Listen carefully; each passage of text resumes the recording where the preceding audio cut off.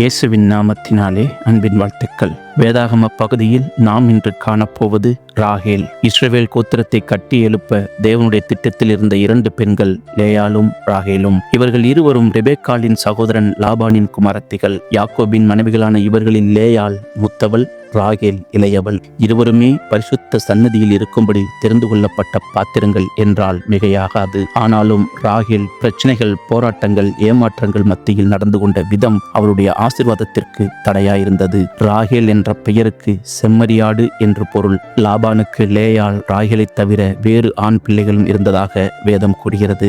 ராகேலுக்கு சகோதரர்கள் இருந்தாலும் ராகேல் ஆடுகளை மேய்த்தாள் என்று ஆதியாகமம் 29:9 வாசிக்கிறோம். தகப்பனின் ஆடுகளை மேய்த்த ராகேல் தன் தகப்பனின் சகோதரியின் மகன் யாக்கோபை எதிர்பாராத விதமாக முதன்முறையாக சந்திக்கும் வாய்ப்பை பெற்றாள். ராகேல் ரூபவதியும் பார்வைக்கு அழகானவளுமாய் இருந்தாள் என்று ஆதியாகமம் 29:17 கூறுகிறது. ரூபவதியான ராகேலின் சந்திப்பு யாக்கோபுக்கு அவளை திருமணம் செய்யும் விருப்பத்தை ஏற்படுத்தியது. ராகேல் மீது பிரியப்பட்ட யாக்கோபு ராகேலுக்காக 7 வருடம் வேலை செய்கிறேன் என்று தன் மாமன் லாபானிடம் ஒத்துக்கொண்டான். ராகேல் பேரில் இருந்த பிரியத்தினாலே அந்த வருஷங்கள் அவனுக்கு கொஞ்ச நாளாய் தோன்றியது.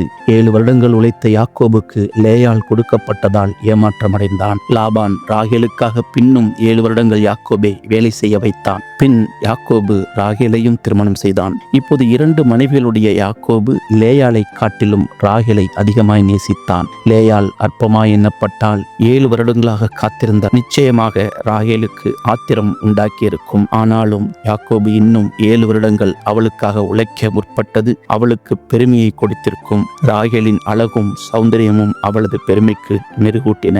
லேயாள் அற்பமாய் எண்ணப்பட்டதை கர்த்தர் கண்டு அவள் கர்ப்பந்தரிக்கும்படி செய்தார். பெருமை கொண்ட ராகேலோ மலடியாயிருந்தாள். வேதத்தில் கூறப்படும் பிள்ளையில்லாத பெண்களின் வரிசையில் சாராள், ரெபெக்காள், அடுத்து ராகேல் வருகிறாள். பெருமையாயிருந்த ராகேலுக்கு குழந்தை இல்லாதது ஒரு பேரிடியாகும். ஆத்திரமும் அஞ்ஞானமும் அவள் கண்களை மறைக்க, பொறாமை தீயும் சேர்ந்து கொள்ள யாரிடம் முறையிட வேண்டும் என்பதையும் மறந்தவளாய், எனக்கு பிள்ளைதாரும் அல்லது நான் சாகிறேன் என்று கணவனிடம் கத்துகிறாள். கர்ப்பத்தின் கனி கர்த்தரால் கிடைக்கும் பலன். சங்கீதம் 127:4 என்பதை அவள் அறியவில்லை. பிள்ளைக்காக ஜெபித்த ஈசாக்கு, அன்னாள், எலிசபெத் இவர்களைப் போல தேவனிடம் போய் விண்ணப்பம் பண்ணாமல் தன் சகோதரியின் மேல் பொறாமை கொள்கிறாள். அவள் வாழ்க்கையில் கர்த்தரை குறித்த எண்ணமோ ஜெப வாழ்க்கையோ இல்லை என்பதை இது உணர்த்துகிறது. ஏன் தனக்கு பிள்ளை இல்லை என்பதை அவள் புரிந்து கொள்ளவில்லை. அவள் கணவனும் ராகேலின் மேல் கோபம் கொண்டு, தேவனல்லவோ உன் கர்ப்பத்தை அடைத்து வைத்திருக்கிறார், நான் தேவனா என்கிறான். கர்ப்பத்தின் கனியால் ஆஸ்வதிக்கப்பட்ட லேயாள் மீது ராகேலுக்கு பொறாமை இருந்ததினால் யாக்கோபுக்கு தன் வேலைக்காரி பில்காளை கொடுத்தாள். அவள் மூலம் 2 குமாரர் பிறந்தார்கள். 2வது குமாரனுக்கு என் சகோதரியோடு மகா போராட்டமாய் போராடி மேற்கொண்டேன் என்று சொல்லி நப்தலி என்று பெயரிடுகிறாள். ஆனால் லேயாளோ குழந்தையில்லாத அன்னாளை பெடினால் மனம் மடிவாக்கினது போல ஏதும் சொன்னதாக தெரியவில்லை. ராகேல் கர்த்தர் மேல் நம்பிக்கை வைக்காமல் தூதாயும் பழங்களை சாப்பிட்டால் கர்ப்பந்தரிக்க முடியும் என்ற நம்பிக்கையோடு தூதாயும் பழங்களையும் சாப்பிட்ட ராகேல் அல்ல, லேயாளே அந்த சூழ்நிலையிலும் கர்ப்பவதியானாள். இறுதியில் ராகேல் தனது சுய முயற்சிகள் யாவையும் விட்டு பொறாமை, பெருமை யாவையும் மறந்து ஓய்ந்துவிட்ட வேளையில்தான் தேவன் ராகேலை நினைத்தருளினார். ராகேலின் ஜெபத்திற்கு பதிலளித்தார். ஆதியாகமம் 30:22 முதலில் பிறந்த குமாரனுக்கு தேவன் என் நிந்தையை நீக்கிவிட்டார் என்றும் இன்னும் ஒரு குமாரனை கர்த்தர் தருவார் என்று சொல்லி அவனுக்கு யோசேப்பு என்று பெயரிட்டாள். தேவ சித்தத்தின்படி திரும்ப தன் இனத்தாரிடத்திற்கும் தன் தேசத்திற்கும் திரும்பி போக வேண்டும் என்று யாக்கோபு சொன்னபோது ராகேல் மறுப்பு சொல்லாதது. கர்த்தர் உனக்கு சொன்னபடியெல்லாம் செய்யும் என்று சொன்னாள். அப்படியே அவர்கள் பதான் அராமை விட்டு கானானுக்கு புறப்பட்ட போது ராகேல் தன் தகப்பன் லாபானின் சுரூபங்களை திருடிக் கொண்டு சென்றாள். ஆதியாகமம் 31:32-35 வரை. வணங்க அல்ல, தன் கணவனுக்கு இந்த சொத்துரிமை ஆவணங்கள் பங்காகட்டும் என்ற நோக்கத்தோடு செய்திருக்கிறாள் என வேத அறிஞர்கள் கருதுகின்றனர். யாக்கோபை ஆசீர்வதிப்பவர் யெகோவா என்ற சர்வ வல்லமையுள்ள தேவன் என்பதை மறந்துவிட்டாள். அதை லாபான் தேடி வரும்போது அவனிடம் போய் சொன்னாள். ராகேல் எடுத்துக்கொண்டு வந்ததை அறியாத யாக்கோபு லாபானிடம், அதை யாரிடத்தில் கண்டுபிடிப்பீரோ அவனை உயிரோடே வைக்க வேண்டாம் என்று கூறினான். இந்த சம்பவத்திற்கு பின் ராகேல் அதிக நாள் உயிரோடு இல்லை. தனது 2ஆம் பிரசவத்தில் கானானுக்கு போகிற போகிற வழியில் மரித்து போனாள். யாக்கோபின் குடும்பத்தில் முதலில் ராகேலே மரித்து பெத்லெகேம் என்னும் எப்பிராத்தா ஊருக்கு போகிற வழியிலே அவள் அடக்கம் பண்ணப்பட்டாள். ஆனால் லேயாலோ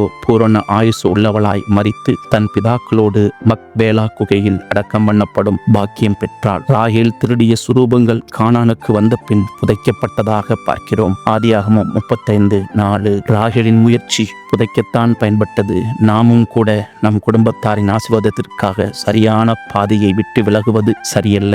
அவை சாபத்தையே கொண்டு வரும். இயேசு பாலகன் பிறந்தபோது ஏரோது ராஜா இஸ்ரவேல் தேசத்தில் 2 வயதுக்குட்பட்ட எல்லா ஆண் பிள்ளைகளையும் கொன்றனர். அன்றைய துயர ஒளியையும் தாய்மார்களின் புலம்பலையும் குறித்து 600 ஆண்டுகளுக்கு முன் எரேமியா தீர்க்கதரிசனம் சொல்லும்போது ராகேல் தன் பிள்ளைகளுக்காக அழுது அவைகள் இல்லாதபடியால் ஆறுதல் அடையாதிருக்கிறாள். எரேமியா 31:15, மத்தேயு 2:17-18. சரித்திரத்தில் அவருடைய பெயர் பிள்ளைகளுக்காக அழுத சம்பவத்துடன் கூறப்படுகிறது. ராகேலின் சந்ததியில் தேவன் வைத்திருந்த திட்டத்தை அவள் நினைத்து பார்க்கவில்லை. அவளது மூத்த மகன் யோசேப்பு யாக்கோபின் முதல் மகன் அல்ல. ஆனால் அவள் சந்ததியாருக்கு சிரேஷ்ட புத்திர பாக்கியம் கிடைத்தது. யோசேப்பின் மூலம் தேவன் பல ராஜ்யங்களையும் சாதிகளையும் பஞ்சத்தில் அழிந்து போகாமல் உயிரோடு காத்தார். 2வது மகன் பென்யமின் சந்ததியில்தான் இஸ்ரவேலை ஆண்ட முதல் ராஜா சவுல் தோன்றினார். புதிய ஏற்பாட்டில் அநேக நிருபங்களை எழுதிய அப்போஸ்தலனாகிய பவுல் பென்யமின் கோத்திரத்தான். கிறிஸ்துவின் நற்செய்தியை பரப்ப துடித்தவர் இவர். ராகேலின் வாழ்க்கையில் காணப்பட்ட பெருமை, பொறாமை, அற்பமாய் எண்ணுதல், களவு, பொய், மூட நம்பிக்கை இப்படிப்பட்ட செயல்களால் அவள் கானானை அடைய முடியாமற் போயிற்று. கானானை அடையும் முன்னே மரித்து போனால் பரம கானானை நோக்கி பிரயாணம் பண்ணி கொண்டிருக்கிற நாமும் இப்படிப்பட்ட பாவங்களுக்கு விலகியோடி பரம கானானை அடைய கர்த்தர் நமக்கு உதவி செய்வாராக.